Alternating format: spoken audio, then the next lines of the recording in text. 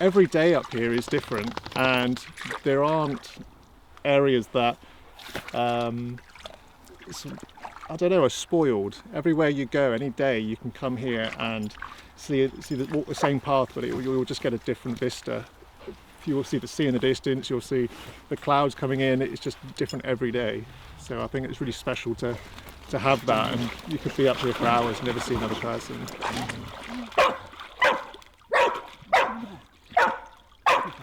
My granddad used to bring me up here all the time.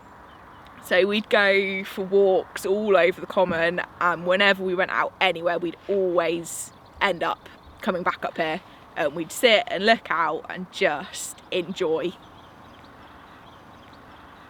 I came up here with my partner, so yeah, the photo, he'd gone and stood in front of the car, and I'd just taken the photo of him and actually thought that it was really pretty once I'd taken it.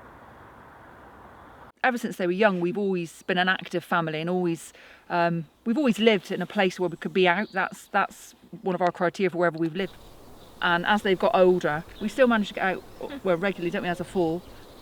Just no other distractions, really, just walking along, talking, taking the air in, isn't it, really?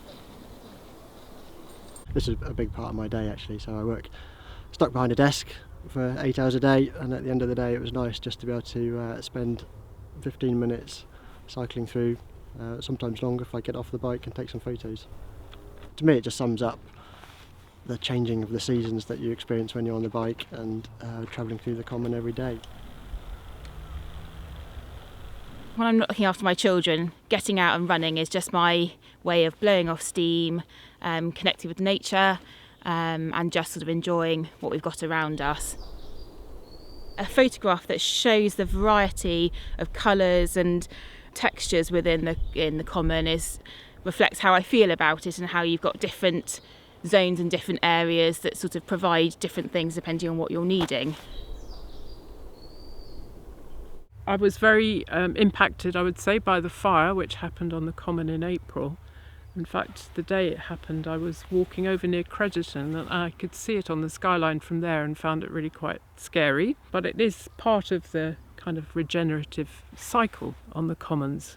So in the winter, when the snow was here and the black stems of the burnt gorse was against the snow, I took a lot of pictures that day. It was Boxing Day, I think. And I suppose it's a relatively rare scene. And the black against the white seemed very striking.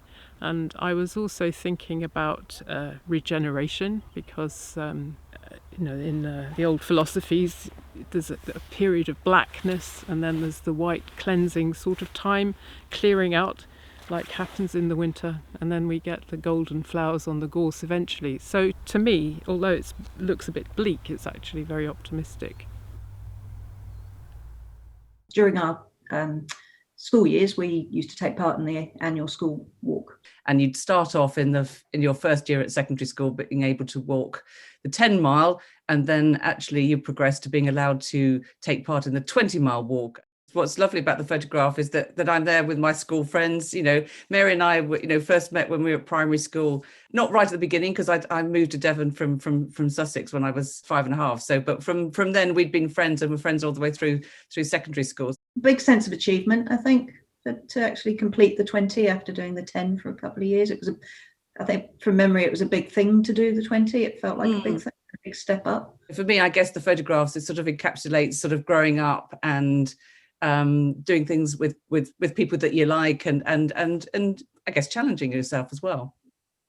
So my photo is actually near the end of training, in the commando phase of training, and the photo was the induction to the endurance course itself, where we were brought round by the section commander at the time. We were 2 Section 539 Troop, and the picture was us coming through Peterspool behind me now as part of that induction.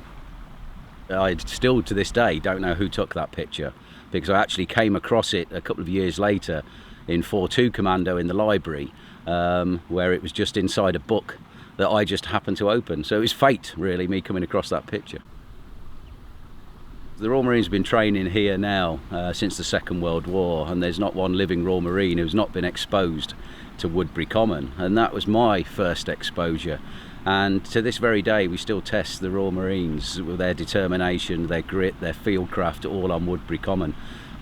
So it is Royal Marines is what the Heaths mean to me. I'm lucky enough now to live local, so I do get to see the other side of the Common rather than just Royal Marine training.